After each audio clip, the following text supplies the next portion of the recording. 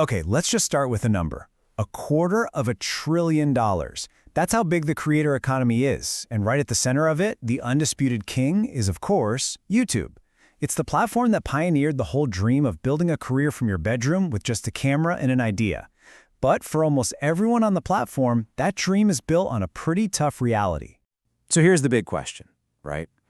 How can a platform that's swimming in tens of billions of dollars have the vast majority of its creators, the very people who make the platform what it is, struggling to even make a living wage? That's the paradox we're going to break down in this explainer. This massive gap between the platform's success and the struggle of the people who build it. To really get how we ended up here, we've got to rewind the clock. And let me tell you, YouTube's origin story isn't some grand vision. It was more like a chaotic, desperate pivot that started with a, frankly, terrible idea. Before YouTube was, well, YouTube, its original slogan was "Tune in, hook up." No, I'm not kidding. It was supposed to be a video dating site. The only problem? Nobody used it. I mean, it was a total ghost town. The founders got so desperate they actually posted ads on Craigslist offering to pay women $20 just to upload a video. They got 0 takers. The whole concept was a complete dead end. So what do you do when your big idea completely bombs? You spin it. You've probably heard that cute official story about them not being able to share videos from a dinner party. It's a nice, clean narrative, and yeah, it's also basically a marketing fabrication. The truth was way messier. The dating site failed so hard, they realized the tool they'd built for uploading video, that was the actual product. And that pivot to broadcast yourself, man, it was like lighting a match in a fireworks factory.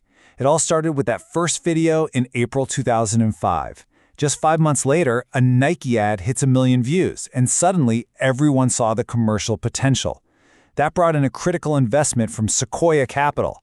And then, get this, only 18 months after launch, Google swoops in and buys the whole thing for an incredible $1.65 billion, giving YouTube the rocket fuel it needed to take over the world. That acquisition absolutely supercharged YouTube. It went from a scrappy startup to the monster we know today, a platform built on a simple yet totally unstoppable business model. Just look at the numbers for 2024. YouTube raked in over $50 billion. Now, the ad machine still drives most of that, yeah.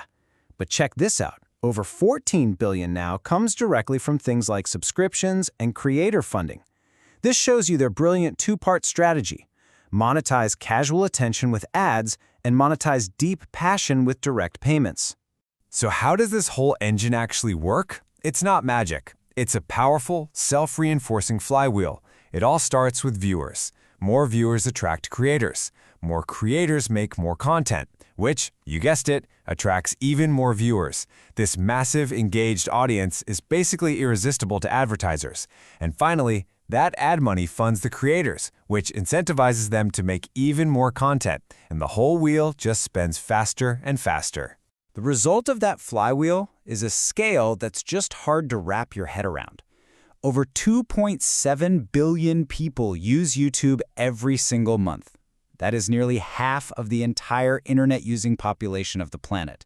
But, and this is a big but, behind all that incredible success lies a deep and growing problem.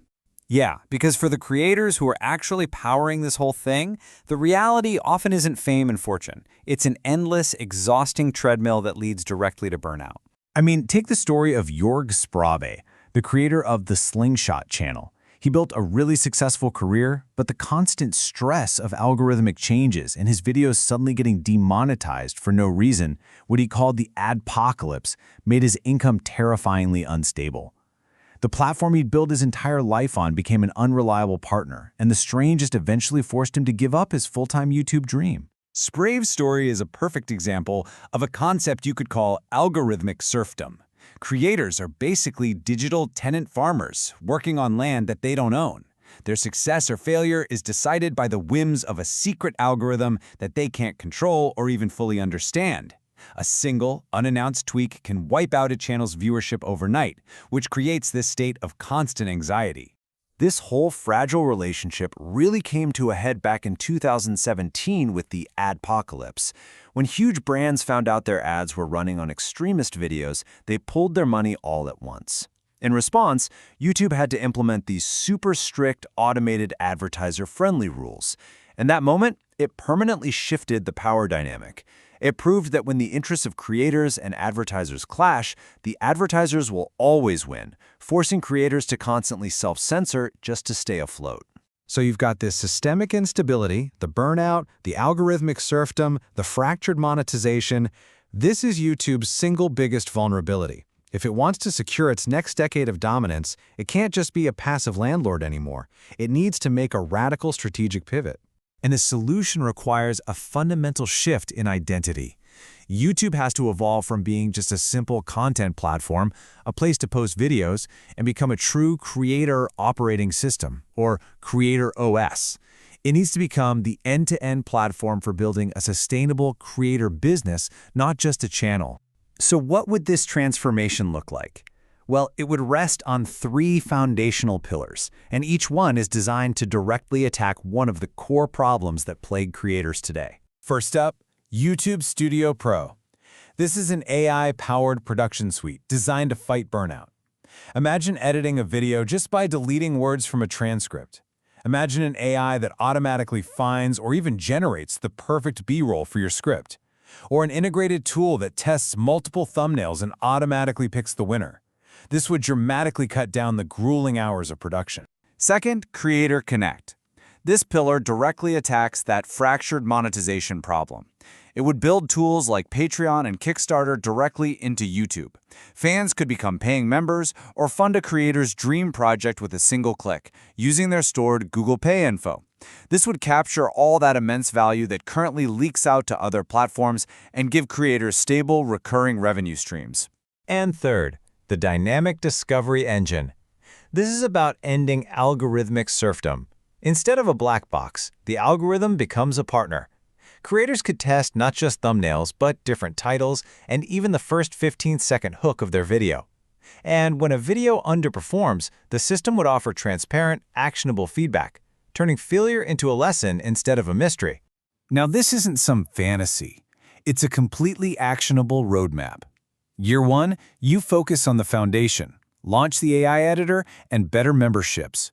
Year 2, you scale up with project funding and those advanced testing tools. And Year 3, you complete the ecosystem with high-value fan experiences and even experiments in decentralized identity to build trust. It's ambitious, yes, but it's a logical progression. Ultimately, this whole pivot would change YouTube's fundamental relationship with its creators. It's a move from being an extractive landlord to an invested partner, one who actually provides the tools to help its core suppliers build sustainable businesses on the platform they helped create in the first place. This all brings us to the final, critical question.